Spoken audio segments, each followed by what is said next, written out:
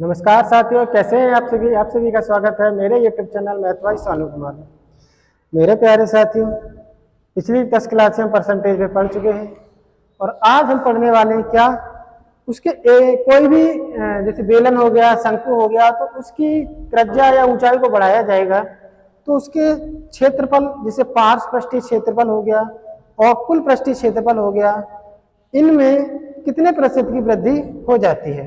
ठीक है, तो पहला क्वेश्चन है कि यदि बेलन की त्रिज्या में 10% तथा ऊंचाई में 20% की वृद्धि की जाए तो उसके पार्श्व पृष्ठीय क्षेत्रफल तथा कुल पृष्ठीय क्षेत्रफल में कितने प्रतिशत की वृद्धि हो जाएगी। तो आप जानते हैं बेलन का पार्श्व पृष्ठीय क्षेत्रफल क्या होता है।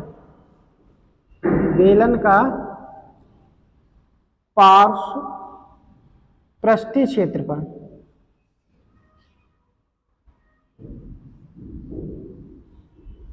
ये होता है 2πr/h।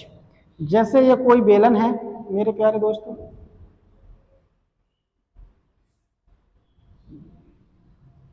है ना, तो ये उसकी हाइट होती है, यहां से यहां तक ये इसकी रेडियस r होती है।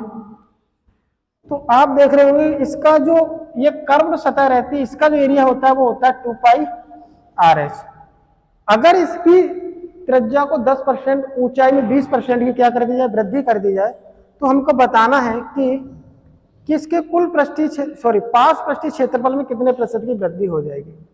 तो मान लेते हैं कि इसे हम कहते हैं कर्व्ड सरफेस एरिया। ठीक, CSA, इसकी वैल्यू जो दी गई है वो 2πr/h होती है। अगर मैं इसको R1 मान लूं, कितना मान लूं, प्रारंभ में R1 त्रिज्या है, आज H1 क्या है इसकी, R1 त्रिज्या, H1 प्रारंभ में इसकी त्रिज्या और क्या है, ऊंचाइयां हैं। तो ये C1 की क्या आ जाएगी, कर्व्ड सरफेस एरिया को मैंने C से रिप्रेजेंट कर दिया तो C1 की वैल्यू आ गई क्या, 2πr1h1। C2 क्या आ जाएगा, 2πr2h2। यहां इसको निकालने से पहले मुझे R2 और H2 की वैल्यू चाहिए। तो देखो 110% क्या है, प्रारंभिक त्रिज्या का R2 है और 120% क्या है हमारा प्रारंभिक हाइट की, क्या है हमारी बाद वाली हाइट। तो ये आ जाएगा कितना, 11/10R1, ये आ जाएगा 6/5H2। तो यहां पुट करोगे तो क्या आ जाएगा, 2πr2 यानी कि 11/10R1, ये 6/5H1 सॉरी। अब change in curved surface area क्या होगा, C2 माइनस का C1। इसमें से इसे घटाओगे तो क्या हो जाएगा, 11 कट रहा है, 2 से कट रहा है, ये 2 से कटेगा ये 3 बार और ये 5 बार, तो 11 3 33 दूनी 66, 5 पंजे 25 πr1 into H1 minus 2πr1h1। 2πr1h1 इसमें क्या मिल जाएगा, कॉमन मिल जाएगा, तो ये क्या आ जाएगा 2πr1h1। यहां बचेगा कितना, 2 बाहर चला गया तो 33/25 माइनस का 1। अब मुझे बताइए क्या हो जाएगा ये डेल सी की वैल्यू, ऊपर से कर लेता हूं, यहां से डेल सी की वैल्यू आ गई कितना, 2πr1h1 ब्रैकेट में 33 माइनस 25/25, तो 5 3 8, ये कितना आ जाएगा, 8 और आ जाएगा, तो 8 इधर आ जाएगा, 8 दूनी 16, यानी कि ऐसे लिख सकते हो 8 गुणा 8/25 बचेगा, ये 8/25 बचा, 2πr1h1। डेल सी की मेरे प्यारे साथियों वैल्यू आ गई 8/25 2πr1h1। अगर मुझे कर्व्ड सरफेस एरिया में प्रतिशत परिवर्तन निकालना है तो क्या आ जाएगा, डेल सी अपॉन C1 मल्टीप्लाई 100 करूंगा, तो ये वैल्यू क्या आ जाएगी, ये आ जाएगी 8/25 गुणा 2πr1h1 डिवाइड बाई इसकी वैल्यू है 2πr1h1। प्रतिशत में करने के लिए 100 से गुणा करेंगे, ये चीज कट जाएगी, आ क्या जाएगा 8/25 गुणा में 100, देखेंगे ये 4 बार 8 चौके 32% क्या आ जाएगा, कर्व सरफेस एरिया मेरे प्यारे साथियों क्या हो जाएगा, 32% कर्व सरफेस एरिया बढ़ जाएगा। ठीक है,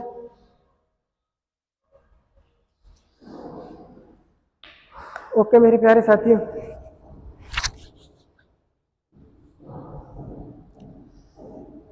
तो यानी कि कर्व सरफेस एरिया हमारा बढ़ गया कितना, 32%। अब ये मेरे प्यारे साथियों आप ऐसे भी निकाल सकते थे, आप देख रहे होंगे कि कर्व सरफेस एरिया जो है इसे हम एग्जाम में कैसे करेंगे मेरे प्यारे साथियों, मैं कहूं इन एग्जाम में कैसे बनाना है। आप देख रहे हैं कि कर्व सरफेस एरिया जो है वो R इंटू एच का क्या है, डायरेक्टली प्रोपोर्शनल है। R जो है वो 10%, H जो है 20% बढ़ रहा है। तो यहां से मैं A plus B plus A B वाला फॉर्मूला भी लगा सकता हूं, मतलब 10 20 प्लस 10 गुणा 20 बटे में 100, तो ये कितना आ जाएगा, 30 प्लस 2 बराबर, आप देख रहे होंगे कितनी बड़ी कैलकुलेशन मात्र 2 लाइनों में सिमट के ढेर हो गई, ओनली 2 सेकेंड, है ना। इस तरीके से हम बेलन का पृष्ठीय क्षेत्रफल में प्रतिशत वृद्धि भी निकाल सकते हैं।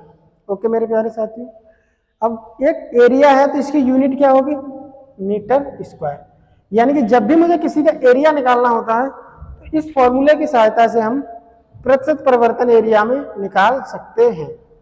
ठीक है मेरे प्यारे दोस्तों, चलें आगे।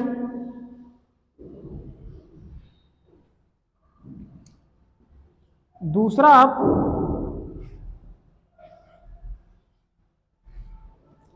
क्या कर सकते हैं, अब मुझे निकालना है इसका टोटल सरफेस एरिया, टोटल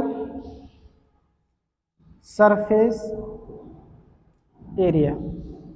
अच्छा, टोटल सरफेस एरिया होता क्या है, जैसे ये बेलन है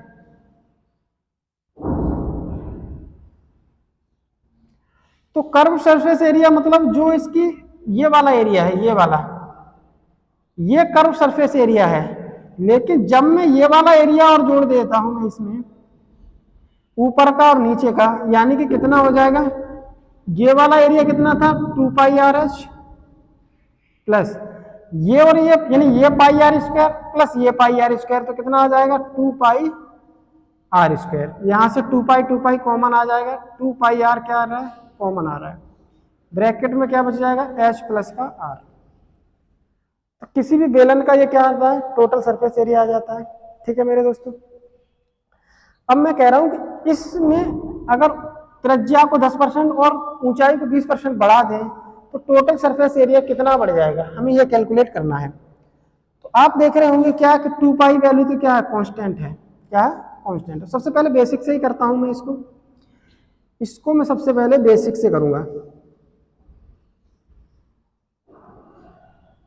तो क्या करने वाला हूं मैं क्या करने वाला हूं, सबसे पहले मैं टोटल सरफेस एरिया को मैं किससे रिप्रेजेंट कर देता हूं, टोटल सरफेस एरिया यानी कि 1 में क्या आ जाएगा 2 पाई r1 h1 प्लस का r1। ठीक है, टोटल सरफेस एरिया दूसरा, यानी कि ऊंचाई और त्रिज्या में वृद्धि बढ़ने के बाद क्या आ जाएगा। अब आप जानते हैं कि त्रिज्या को 10% बढ़ाएंगे तो ये कितना आ जाएगा 11/10 r1, r2 की वैल्यू क्या आ जाएगी 11/10 r1, और ब्रैकेट में इसी प्रकार h1 भी 20% बढ़ेगा तो ये आ जाएगा 6/5 h1 और ये 11/10 r1। ये हमारा टोटल सरफेस एरिया ऊंचाई और त्रिज्या में वृद्धि बढ़ने के बाद आ जाएगा। प्रतिशत परिवर्तन यानी इनमें चेंज निकालना है किसमें, टोटल सरफेस एरिया में। टोटल सरफेस एरिया में मुझे परिवर्तन निकालना है तो क्या आएगा, इसमें से इसको घटाऊंगा, है ना, इसमें से इसको घटाऊंगा तो ये क्या आ जाएगा 2 पाई, यानी कि मैं इसको ऐसे लिख सकता हूं 11/10 2 पाई r1 6/5 h1 plus 11/10 r1, minus करूंगा कितना 2 पाई r1 और h1 प्लस का r1, इतना माइनस कर दूंगा इसमें से तो देखो 2 पाई r1 2 पाई r1 कॉमन है कि नहीं? बोलो कॉमन है कि नहीं? बिल्कुल है। तो मेरे प्यारे साथियों क्या कर सकती हूँ मैं ये कर सकता हूँ कि 2 पाई r1 यहां से मैं क्या ले लेता हूँ, कॉमन ले लेता हूँ, इसको हटाता हूँ मैं, ठीक है, और यहां लिख लेता हूँ। तो ये क्या आ जाएगा 11/10 सॉरी 2 पाई r1 कॉमन आ गया, ब्रैकेट में बचेगा 11/10 11/10 और ये कितना बचेगा 6/5r1 multiply 6/5h1 plus 11/10r1, ठीक है। और इसमें से हमें या इसको मैं गुणा कर देता हूं, गुणा कर दूंगा तो ये क्या आ जाएगा, देखो इसको मैं गुणा कर दूंगा, इसको मैं गुणा करूंगा तो 11 छंगे 66 और 10 पंजे 50 H1 आ जाएगा। इसी प्रकार 11 में 11 121 R1 बटे में 10 गुणा 10 यानी कि 100 और इधर आपका क्या बचेगा, घटाएंगे तो माइनस का H1 माइनस का R1, तो ये वैल्यू आ जाएगी 2 पाई r1। इसमें से इसको घटाओगे तो यानी कि कितना आ जाएगा, इसमें से इसको घटाएंगे तो क्या आ जाएगा, ये 66 माइनस का 50/66 H1,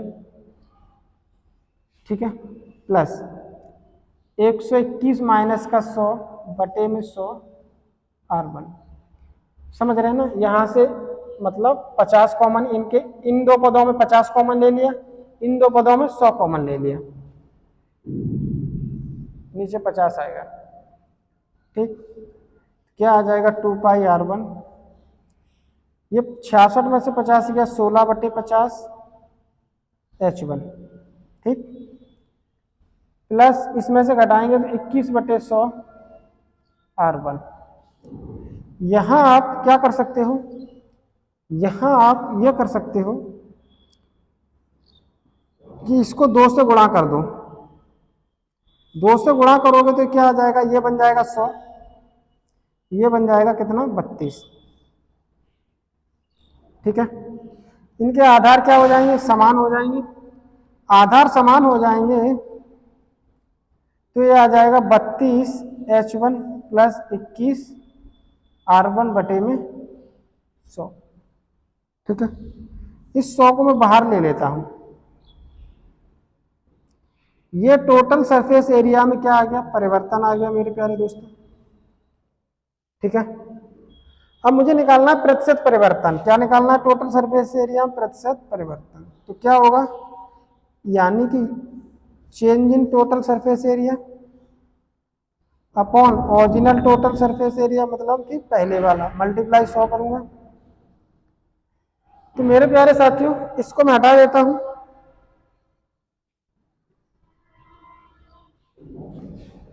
तो क्या आ जाएगा, ये प्रतिशत परिवर्तन टोटल सरफेस एरिया में आ जाएगा।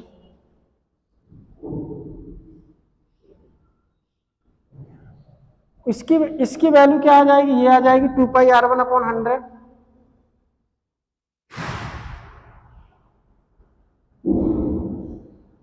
ठीक है।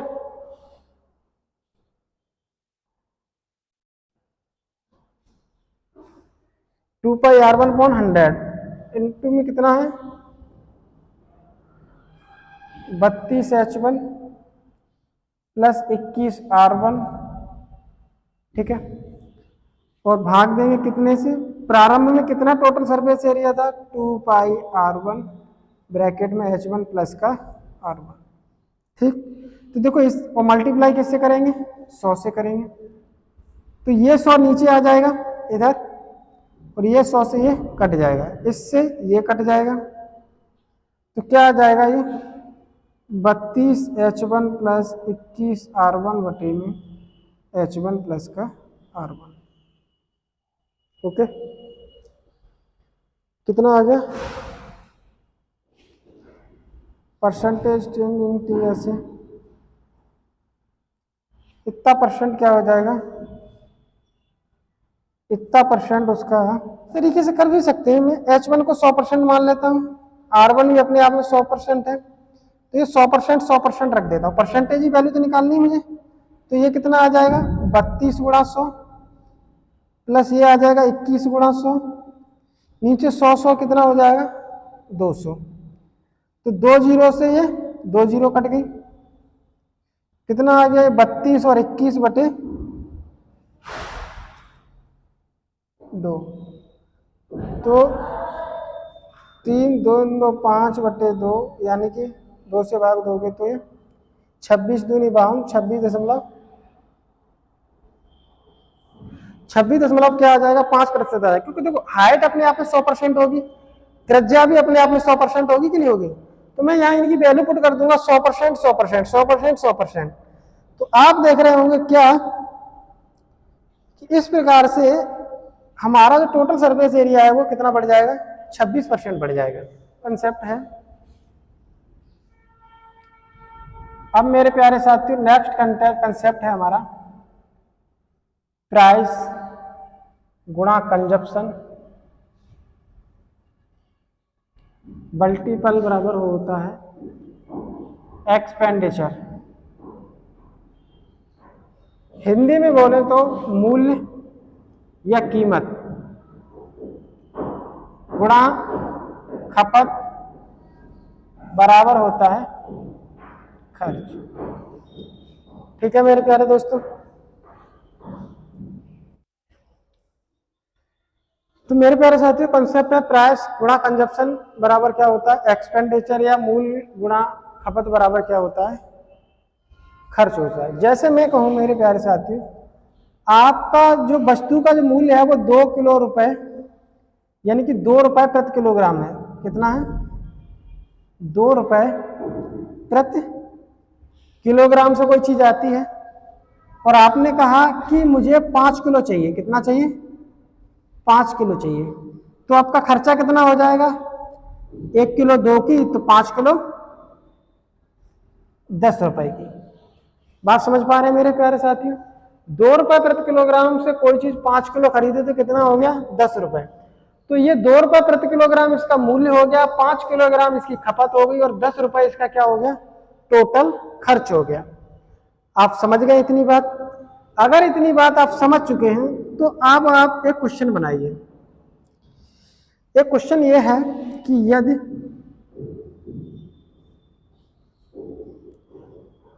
चावल के मूल्य में, अरे चावल लिख गया,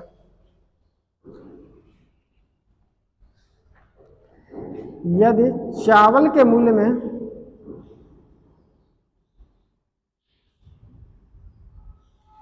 चावल के मूल्य में 10% वृद्धि हो जाती है, वृद्धि हो जाती है, यदि चावल के मूल्य में 10% वृद्धि हो जाती है तो उसे खपत में कितने प्रतिशत कमी करनी चाहिए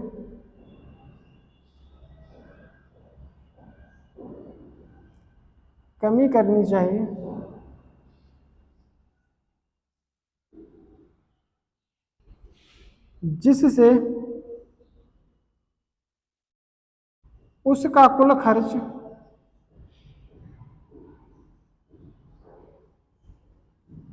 ना बढ़े।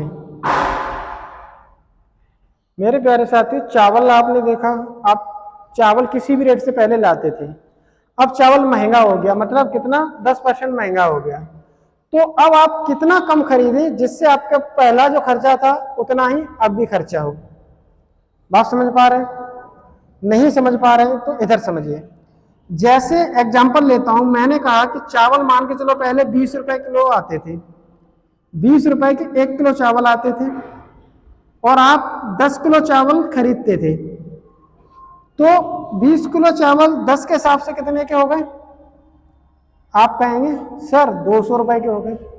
ठीक, अब वो कह रहा है कि मूल्य में 10% वृद्धि हो गई, मतलब चावल जो है 20 की जगह अब कितना हो गया 20 का निकालो 10%, तो ये कितना आएगा 2 रुपए।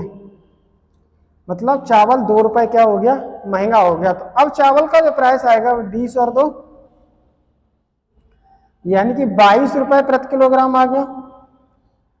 अब मुझे, हमारे पास अभी भी रुपए कितने हैं, 200 ही रुपए हैं। तो मुझे यह बताइए, अब चावल 22 रुपए हो गया, 200 ही रुपए हैं, तो अब चावल का मूल्य कितना चावल खरीद पाएंगे हम। तो मेरे प्यारे दो साथियों, 200 में क्या कर देंगे, 22 से दे देंगे भाग। 22 से भाग दोगे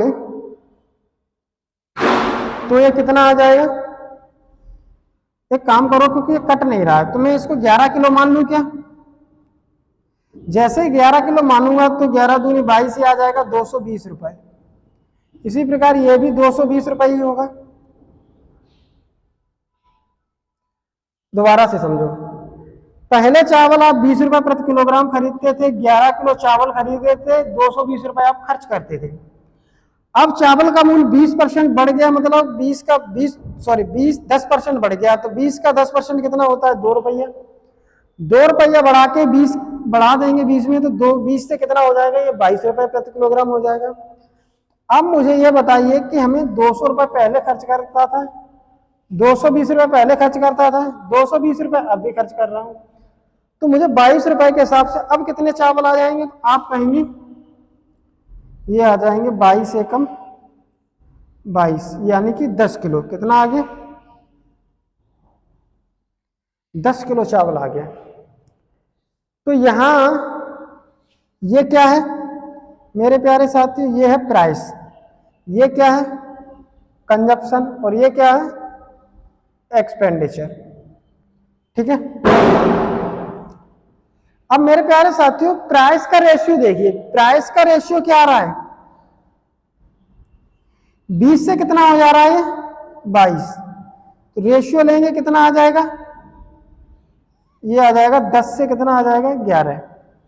और कंजप्शन देखेंगे तो कितना आएगा, कंजप्शन हो रहा है 11 से 10, यानी कि 11:10। अब आप इन दोनों रेशियो को अंतर करिए, आपको क्या समझ आ रहा है,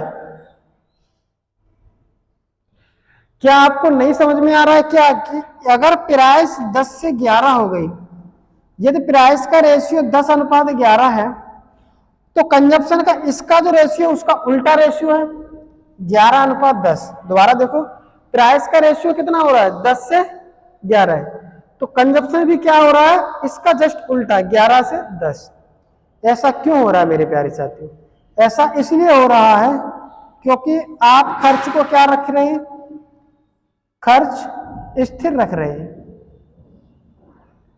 खर्च क्या है हमारा, ना घट रहा है और ना ही बढ़ रहा है। बात समझ में आ रही है। तो ये बहुत ही पॉपुलर क्वेश्चन है मेरे प्यारे साथियों। अब हम इतना बात समझ में आ गया कि अगर मुझे खर्च स्थिर रखना है तो प्राइस का जो रेशियो होगा, मैं इसको हटा रहा हूं, तो मैं इस बात को नोट करके लिख सकता हूं क्या,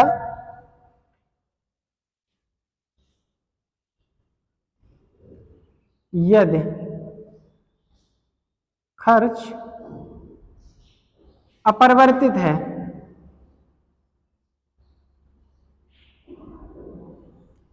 अपरिवर्तित है मतलब कि बदलता नहीं है,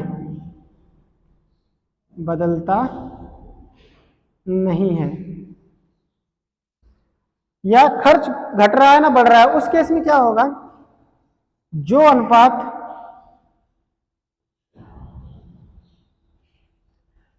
मूल्य को हम कीमत भी कह देते हैं, मूल्य या कीमत,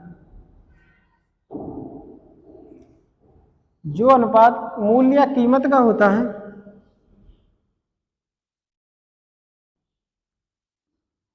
उसका उल्टा अनुपात खपत का होता है, खपत का होता है। इतनी बात समझ में आ गई।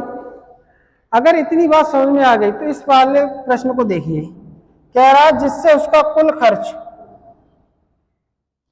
कुल खर्च ना बढ़े, मतलब खर्चा क्या है, स्थिर है। तो आप देखेंगे कीमत क्या हो रही है, 10% की फ्रैक्शन 1/10, 10 से बढ़ के कितनी हो गई 11। तो ये बताइए कंजप्शन क्या होगा मेरे प्यारे साथियों, कंजप्शन हो जाएगा 11 से घटकर 10।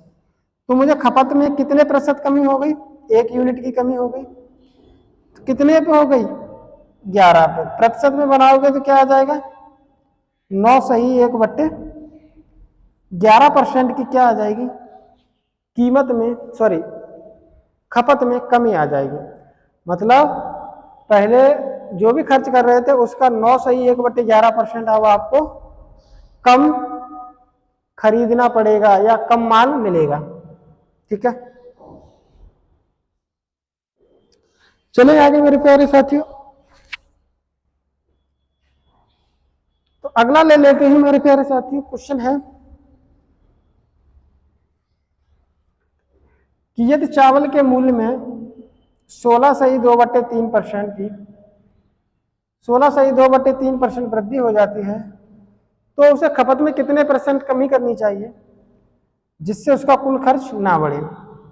तो सबसे पहले 16 सही 2/3% की फ्रैक्शन बनाइए जो होती है 1/6। प्राइस 6 से 7 हो गई तो कंजप्शन 7 से 6 होगा। कितना घट गया 1 यूनिट घट गया।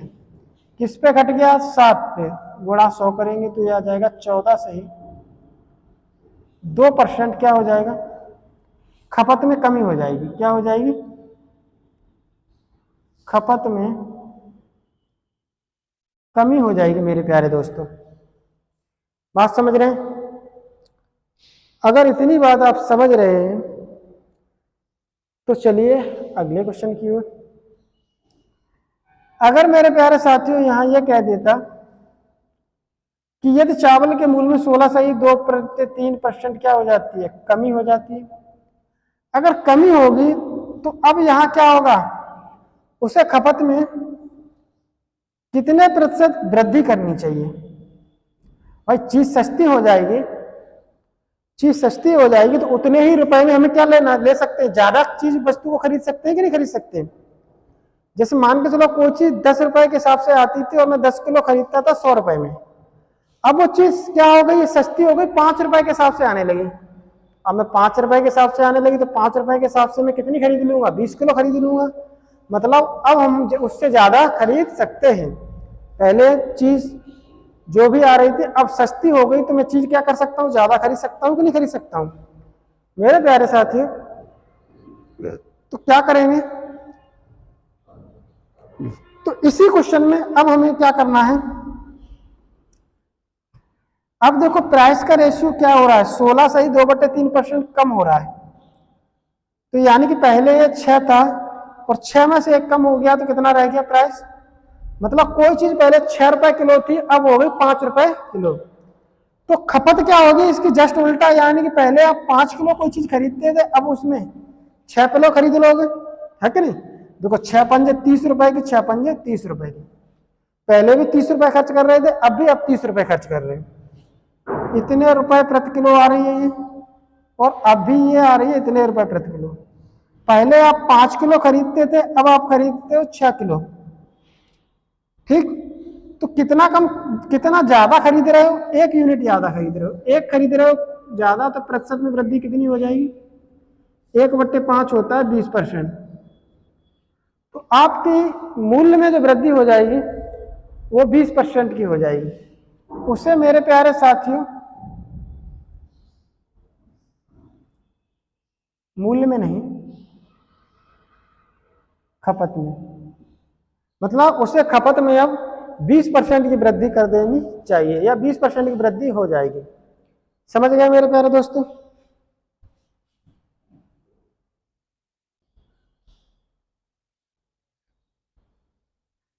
आगे चलते हैं मेरे प्यारे दोस्तों। ला ला ला ला।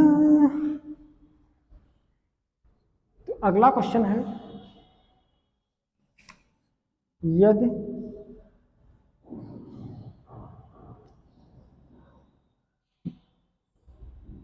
चीनी की यदि चीनी की खपत में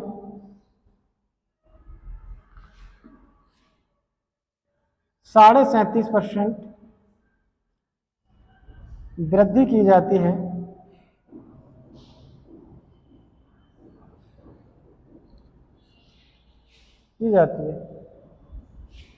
तो बताइए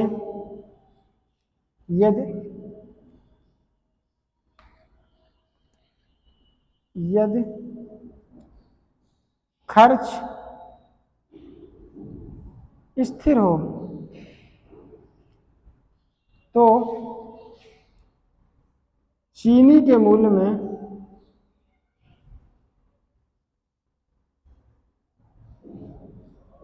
प्रतिशत कमी ज्ञात कीजिए।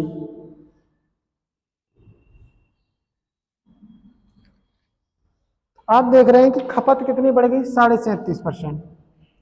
खपत बोले तो कंजप्शन, 37.5% की फ्रैक्शन होती है 3/8। मतलब पहले आप 8 किलो चीज खरीदते थे, अब 8 और 3 11 किलो खरीदते हैं। तो ये बताना है खर्च हमारा स्थिर है तो प्राइस का रेशियो क्या रहा होगा। पहले कोई चीज 11 रुपए के भाव से आती थी, अब 8 रुपए प्रति किलोग्राम के भाव से आती है। तो ये बताना कि कितने प्रतिशत कितनी वृद्धि हो गई, सॉरी कितनी कमी हो गई प्राइस में कमी हो गई कितने यूनिट की, 3 यूनिट की। 3 यूनिट की कमी हो गई है मेरे प्यारे साथियों, कितने पर, 11 पर। तो करेंगे 100 से गुणा, तो ये आ जाएगा, ये होता है 9 सही 1/11, तो 3 निम्न 27 सही 3/11% की क्या हो जाएगी, 27 सही 3/11% की मेरे प्यारे साथियों मूल्य में कमी हो जाएगी। कितनी हो जाएगी, 27 सही 3/11% मूल्य में क्या हो जाएगी, कमी हो जाएगी मेरे प्यारे मित्रों। अगला क्वेश्चन ले लेते हैं। तो अगला क्वेश्चन है, मान लेते हैं कि ये वृद्धि ना होकर कमी हो जाती है। यहाँ पे क्या हो जाती है, खपत में कमी हो जाती है। कितनी कमी हो जाती है, कमी हो जाती है, मान के चलते हैं 70%। तो यदि खर्च स्थिर रहे तो मूल्य में कितने प्रतिशत की वृद्धि, तो चीनी के मूल्य में प्रतिशत वृद्धि ज्ञात करना है। तो कंजप्शन क्या हो रहा है, 70% कम हो रहा है। 70 का मतलब 7/10, यानी कि पहले चीज हम 10 किलो खरीदते थे, अब 10 में से 7 गया तो 3 किलो ही खरीद पा रहे हैं। ठीक, तो प्राइस क्या हुई होगी, खर्च अगर बराबर है तो प्राइस जो होगी वो 3:10 हो जाएगी। यानी कि पहले कोई चीज 3 रुपए की आती थी, अब वो 10 की आने लगी, तो कितने की वृद्धि हो गई, तो आप कहेंगे 7 की वृद्धि होगी सर। कितने पे, 3 पे। तो ये आ जाएगा 2 सही 1/3। 2 का मतलब 200% होता है, इसका मतलब 33 सही 1/3% हो जाता है। तो ये आ जाएगा 233 सही 1/3% वृद्धि। यानी कि उसे कीमत, उसकी कीमत में, यानी कि चीनी की जो मूल्य है वो 233 सही 1/3% क्या हो गया, बढ़ गया, जिससे उसने क्या किया, खपत में 70% की कमी कर ली। बात समझ गए।